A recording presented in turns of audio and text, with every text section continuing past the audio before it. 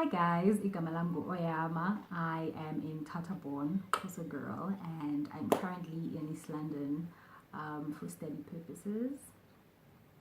So just by the title of the video, this is a video in which I'm going to share my natural hair journey and just why I feel like the natural hair movement makes me a little uncomfortable.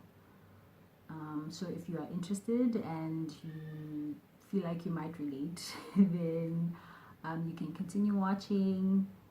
Yeah. So growing up, I was always a relaxed child. Like my hair was always relaxed, and that's just how I've always known my hair to be. Even though I had very dry, coarse hair, like like I had dry, coarse hair, and I had lots of dandruff. I'm going to explain that a little later. I had dandruff, and it was just every time I had to go to the salon, it was a battle with whoever's going to do my hair. Like,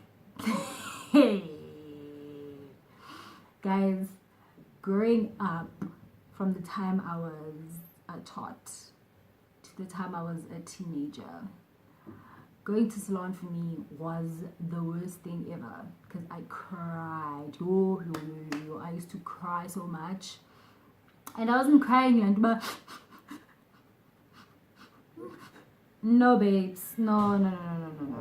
I would scream. Danding Lamdana, who was throwing a tantrum with relaxer on their hair because that thing would burn.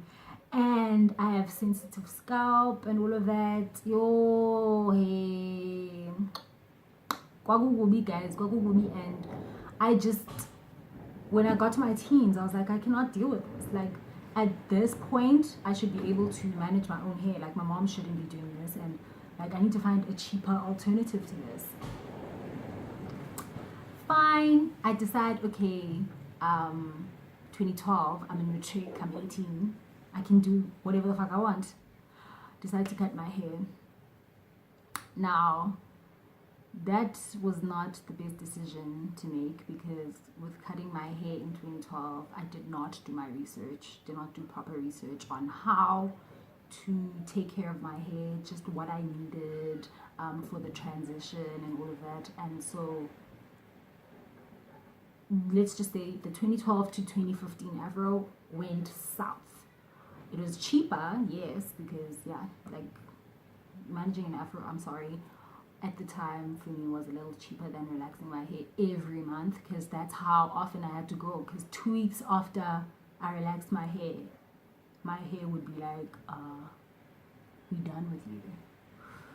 So fine, I cut my hair 2012, had an Afro, people loved it. I didn't really like it because it was not what I'd wanted. And then I decided 2015, I'm going to relax my hair. So January 2015 comes, I'm in varsity, I relax my hair, people are upset. I'm still a little uneasy about my decision, but for me it was like, you know what, I can't manage my Afro. I need something that I can work with. 2016, and it took a while, Yazi, because 2015 to 2016 I was fine, but around 2016 my hair and my skin were like, we don't care what you want, we don't care what you think is easy or whatever, but we are not working with this. So I had to cut my hair again. So 2016 September, I'm cutting my hair again because I'm gonna start over and do an Afro, and yeah, get an Afro. So now this time around, I'm doing my research and trying to find natural hair people who can help me out because I have 4C type hair. I did not know what 4C was at that time. I just knew that I had a very like weird Afro. Like my hair was just like ridiculous, and every time I went to the salon, people would be like, oh, your hair would be so nice as an Afro, or dreadlocks, and I was like, I'm not doing dreadlocks because every person that I knew who had dreadlocks had injibaba and ndase. No, I already feel like I have a big forehead. Like now I'm covering it up with usisilo, but ninjips, no, I could not. So fine, I decide we're gonna do an afro. So I'm looking for people who I can relate to that are on like any sort of platform to tell me how to take care of my hair. That was not easy, first of all, because a lot of the people that I found were from America and they had the good hair, natural hair. That's another thing, like in the natural hair movement, that just makes me fine. I find one person, Kulendo, that I'm doing, that is one, South African, and two, has the kind of hair that I have. And that was y'all's channel, guys. I live by y'all's channel. I watch every time she has a video out. I'm watching. Every time she's updating on on her natural hair routine, I'm watching. I'm not changing my routine because I'm still learning how to listen to my own hair and all of that, but like I make sure I'm updated if there's a new type of treatment. Well, not new type of treatment, but like if there's something that I don't know about, I go to y'all's channel to learn. Fine. So y'all's channel is helping me out with my hair. I'm like trying to be. These are the first stages of 2016, 2017. I'm still trying to learn. It's like I'm still getting into this. It's not easy. Then 2017, and during this whole time I have been going to salons. Like I think about so 2016 to 2017 I'd been trying to do the whole Afro thing, like ngokwam and all of that. Did not work out. I quickly got sick of it because I'm lazy, and I just started going back to salons to wash and dry my hair. Oyama is just the worst person. My hair and skin were like, we are not about this fucking shit. We are not about what you're doing. So now I'm like, okay, 2017 years. I'm like, okay, you know what? Let me stop going to salons and let me try and see what we can do. Still, I fail.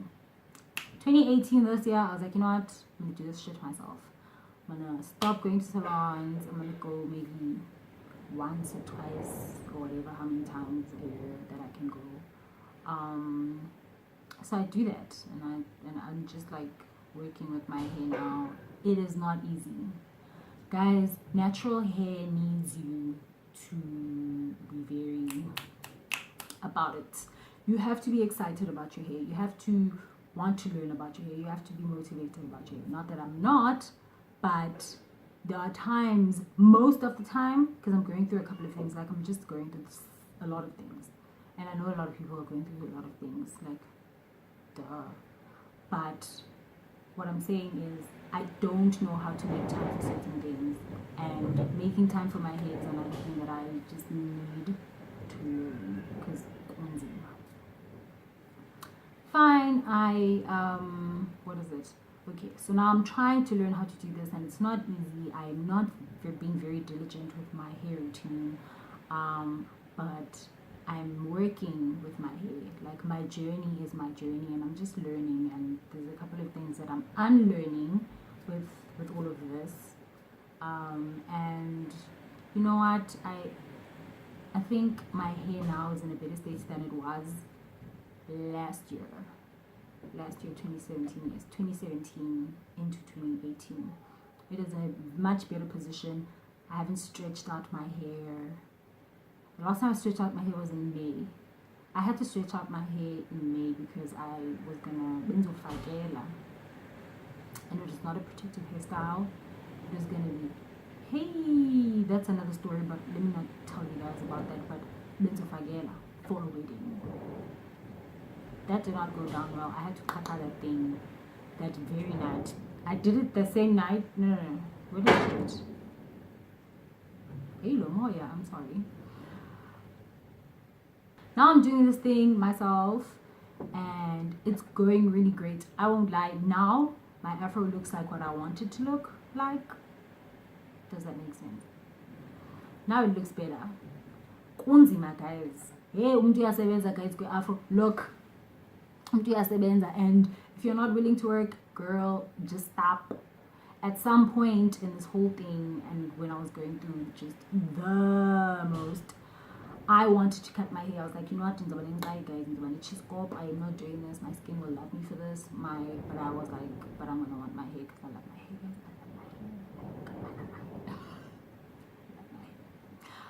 Fine. So I decided not to cut my hair, and I'm just trying to work with this, guys. It's getting easier, but it's still a little hard. And now, by this time, I found other people that I can relate to who have the same type of hair that I have. Like, I found Usino Vuyomondliwa. I hope I'm saying her surname. Kabuhle, I'm sorry, Sino. And Ufezubuhle Zulu, guys. Oh, guys. Ufezubuhle's Afro. Yo, in Kumbuzega. It reminds me of my mom's hair. So yeah, Ufezubuhle Zulu. These are the people that I found that I could relate to when it comes to my hair. Even with Jackie Aina, I found her. I actually discovered Jackie because I wanted to learn more about beauty. But I also started learning about my hair because I realized that she also has chemical-free hair, and it was very exciting. And yeah, so I'm still on a learning how to manage and to take care of my hair journey.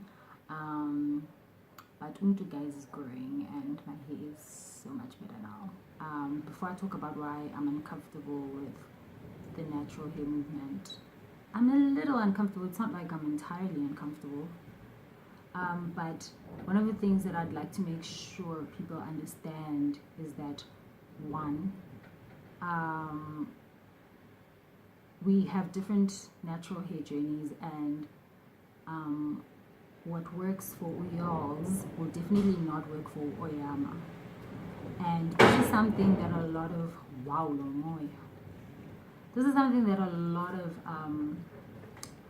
the vloggers, YouTubers, and vloggers that I follow say. Even when I started my hair journey, I knew my Afro is not like my mom's, because my mom and I have different hair. She gave birth to me, but doesn't mean I have her hair. I have the genes for Inwele Izzy that grow fast.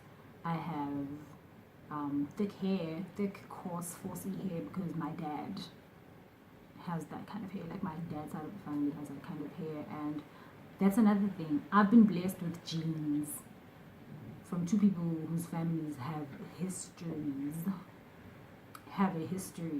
of people with lots of hair. So if you think your Afro is thin and bonega oyama and you're like, no, I want that, sometimes you might not get that, and you need to learn how to be happy with what you have, and you need to learn how to love and embrace the hair that you have. Guys, it took me a while to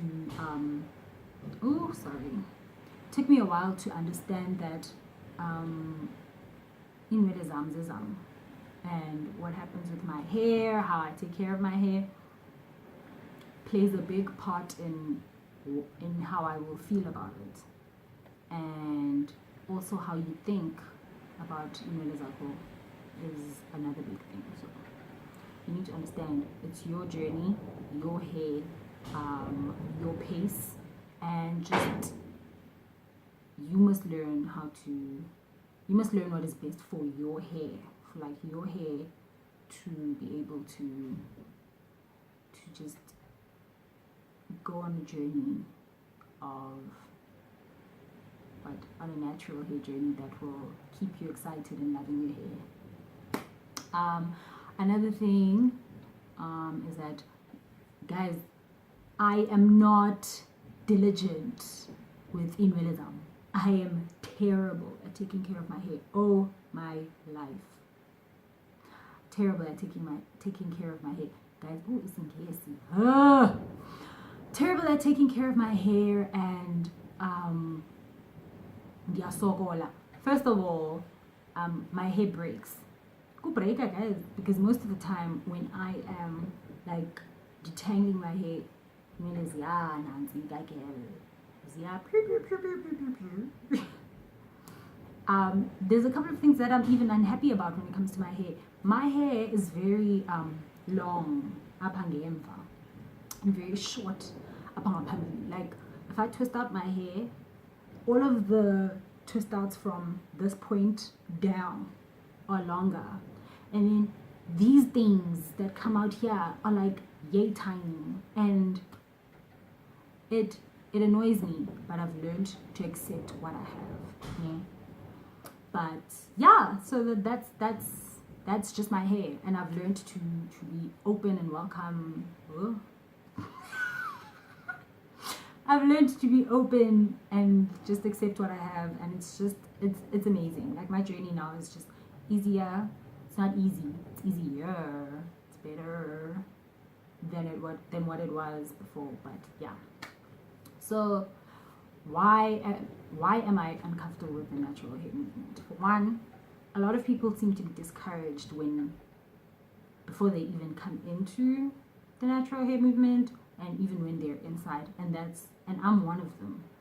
Before I cut my hair and everything, I did not, back in 2012, there wasn't this whole there wasn't as much criticism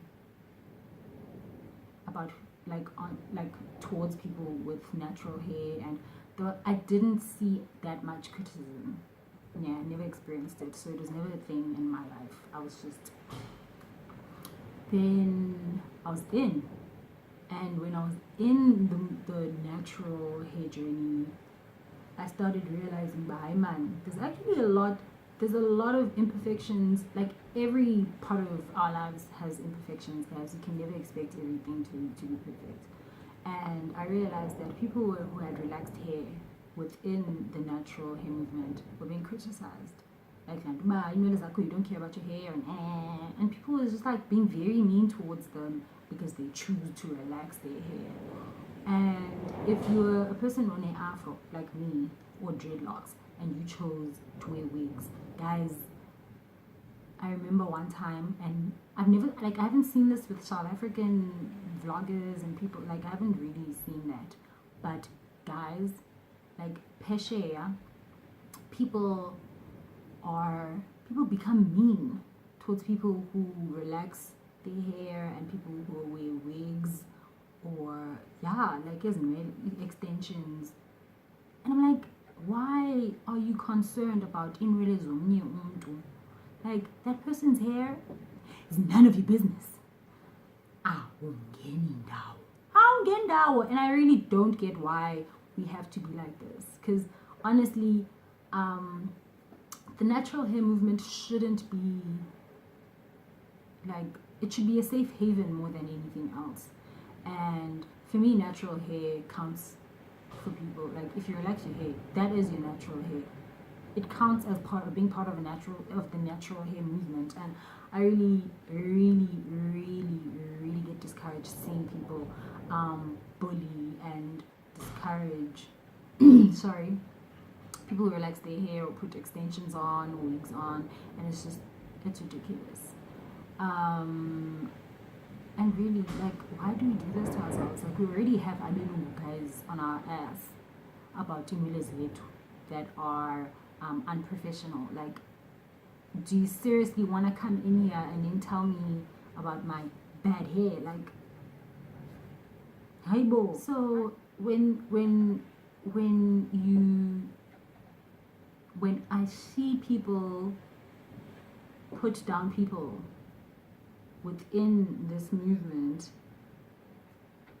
the natural hair journey, it really is discouraging. And I feel sorry for the people putting down other people, and I feel sorry for the people being discouraged, because at the end of the day, our hair, we don't have the same strands coming out of our scalp.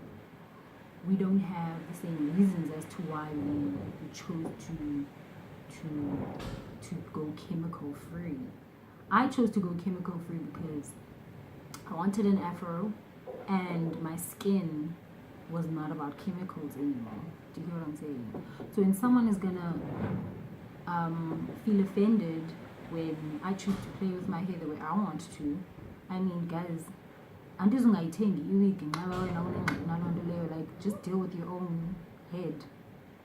Xa kuyintoni, are you gonna die if you see me with a wig on, knowing that I have a damn afro? Like, I'm very proud of my hair, but sometimes ukuthwala iwig is just a thing. Like, it's a, guys, no one wants to wake up every day and deal with, really, guys, you see, I'm wearing a doek because I didn't want to deal with my hair today.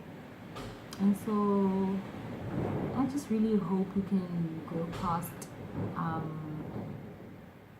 being so mean towards one another in the natural hair movement, chemical free movement, whichever word, like, words you want to use for it. But we need to do better. We really need to do better. And another thing, how a person decides to take care of their child's hair is also none of your business. Like, that is not your child. Parents are on a journey of learning also. And as long as that child did not come out of your uterus, then you need to butt out. So yeah, we need to be fair to each other. We really need to be fair to each other and respect one another's journeys, because not everyone deals with the same things that you deal with. And I really hope I made sense. I really hope I made sense, and I really hope you could relate to what I'm saying. I hope you guys will watch my next video. Love and respect, and enjoy the rest of your day.